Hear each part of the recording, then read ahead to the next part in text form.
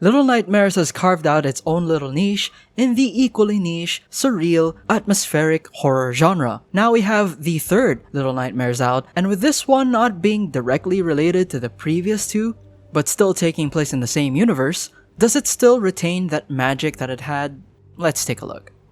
Little Nightmares 3 follows two friends, Lo and Alone, as they traverse the eerie world of nowhere. On their journey, they encounter many dangers as well as terrifying creatures. And that's pretty much all we can say without spoiling anything. The story relies heavily on this very lack of information to keep you going. You want to know what this is all about. You want to find out why you're going on this journey and what's at the end of it. What are these monsters? What is this mirror that we use to move between spaces? So many questions, and you only hope that moving forward will answer all of them. Little Nightmares has never been about the loud horror of jump scares and gore. In this aspect, Little Nightmares 3 is still a Little Nightmares game through and through. It's not the kind of horror that will have you cowering behind your pillow or closing one eye in anticipation of something about to get ya. Little Nightmares relies on a more subtle kind of fear, something that creeps up on you as you walk the dark halls, the empty streets, and lonely rooms, an eerie atmosphere that wraps itself around your brain before you even notice it. The game builds up that feeling that something's wrong way before you even see a monster or anything disturbing.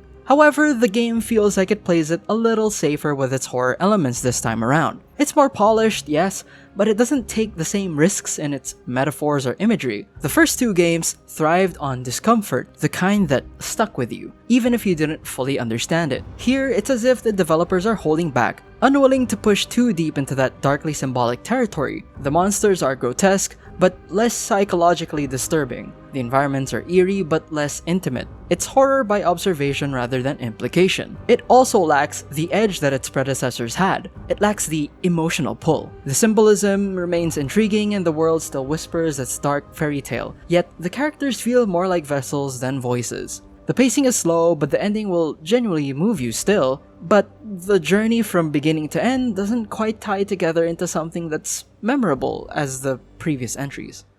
The gameplay of 3 is also very much what you'd expect from a Little Nightmares game. You get to explore a dark, mysterious world that will have you wondering what's going on. You solve puzzles to progress to the next step, and you will occasionally be chased by some disturbing monster that's out to get you for some reason. It's the usual fare for the Little Nightmares series. However, one big change is that they added the ability to play co-op, because this time around, we have two characters. They added the option for one to be controllable by a second player so you can go on your Little Nightmares journey with a friend. Sad to say that we didn't have a chance to play the co-op, so you won't find any opinions on that here. But to anyone who is worried that they can't play it solo, don't worry, you can. The computer will still help you in almost the same way a real player will, but obviously it won't behave the way a real player will, nor will it be able to comfort you over a Discord call when things get really creepy.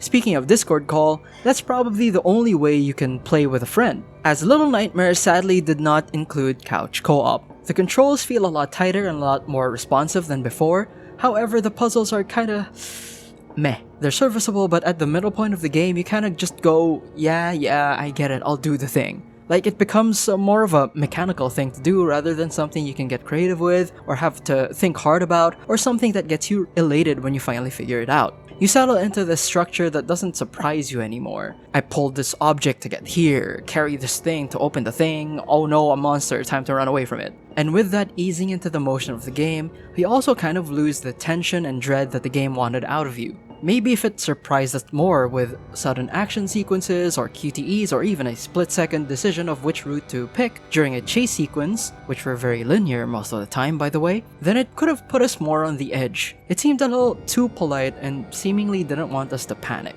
And maybe that's just growing pains. Supermassive has inherited something precious from Tarsier, and you can feel the respect for it, but in that reverence lies hesitation. They've mastered the look, the sound, the structure, but not yet the feeling. The raw, unsettling, emotional current that ran through Little Nightmares is still missing. Little Nightmares 3 is beautifully made, but beauty alone doesn't haunt. Speaking of beauty, visually, Little Nightmares 3 is stunning in motion. The environments are meticulously layered, every shadow and flicker telling its own story. Supermassive nails the unsettling beauty that defines the series. We played on the Switch too, and the performance is a little okay. It will stutter on you from time to time, but it's not game-breaking. but it still takes you out of the moment when you feel that little hump on the graphical road, so to speak. It's gorgeous and grotesque in equal measure, and the art direction still remains its strongest suit. The sound design carries the experience from the soft echo of footsteps to the distant groan of unseen horrors. The soundtrack hums with its quiet dread, though it rarely surprises. Where the previous games used silence to devastating effect, this entry sometimes overplays its cues. The result is effective atmosphere but less resonance.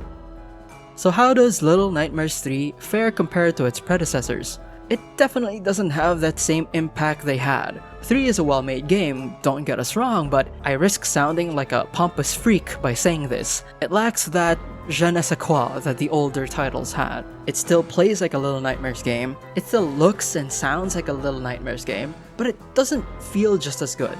Maybe the expansion story that will give us 2 new chapters can remedy that, but that's another 20 USD on top of the 40 bucks you already spent on this one, so I don't know.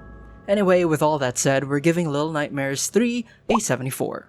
Those are our thoughts, so tell us yours. What do you think of Little Nightmares 3? Do you think they should have added more new things? Or maybe on the flip side, they should have brought back familiar protagonists? Tell us in the comments below. Thank you for watching, like if you like, subscribe for more video game reviews and other video game related content. This has been Game8, and we'll see you next time.